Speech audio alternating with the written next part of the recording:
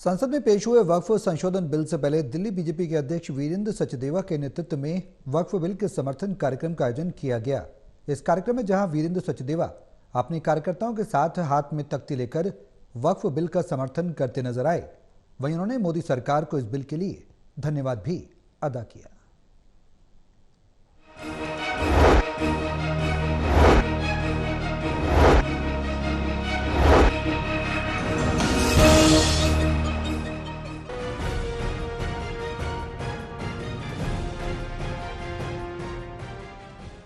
यह नजारा है संसद भवन के गेट का, जहां वक्फ संशोधन बिल के पेश होने से पहले दिल्ली बीजेपी के कार्यकर्ताओं ने हाथों में तख्ती लेकर बिल का समर्थन किया है। इस मौके पर दिल्ली बीजेपी अध्यक्ष वीरेंद्र सचदेवा भी मौजूद रहे।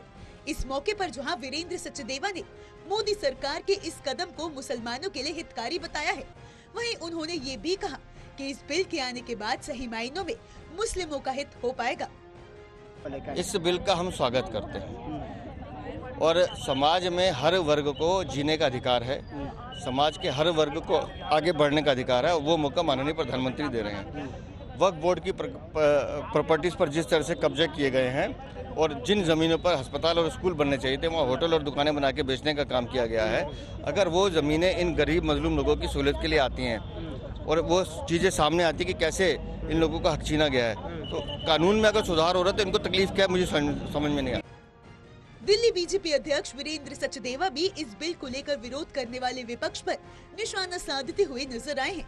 उन्होंने कहा कि जिस तरह से एक लंबे कंसल्टेशन के बाद ये बिल तैयार हुआ है, बावजूद उसके जिस तरह से इसका विरोध किया जा रहा है, उसे देश देख रहा है।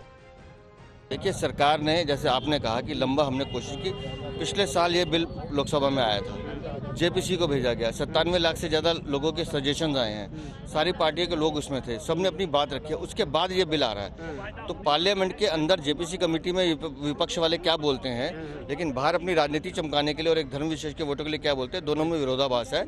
ये बिल जो है लोगों की सहूलियत के लिए, इनकी तरक्की के लिए। दिल्ली बीजेपी के कार्यकर्ता संसद भवन की ओर जाने वाले सभी गेटों पर तख्ती लिए खड़े नजर आए। वक्फ बिल का समर्थन करने वाले मुस्लिम कार्यकर्ताओं ने इस बिल को गरीब मुसलमानों के हित का बताया है। देखिए, वो कम्युनिटी पढ़ के बिल्कुल नहीं आई।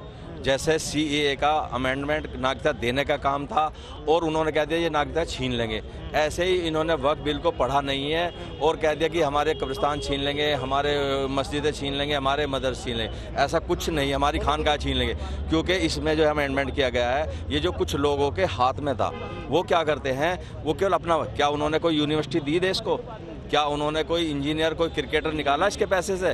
जबकि वक्फ बोर्ड दुनिया का बहुत बड़ा मालदार बोर्ड है। ये चाहते तो मुसलमानों का भला कर सकते थे, लेकिन इन्होंने अपना भला करा। मैं आपको दिल्ली की कुछ बिल्डिंगें दिखाऊंगा जिनका किराया 50 रुपये, 100 रुपये, वो तो जमा करते हैं वक्फ बोर्ड में, और जो टेबल के अंदर से जाता है ना, उनका वो रखते हैं ये सब।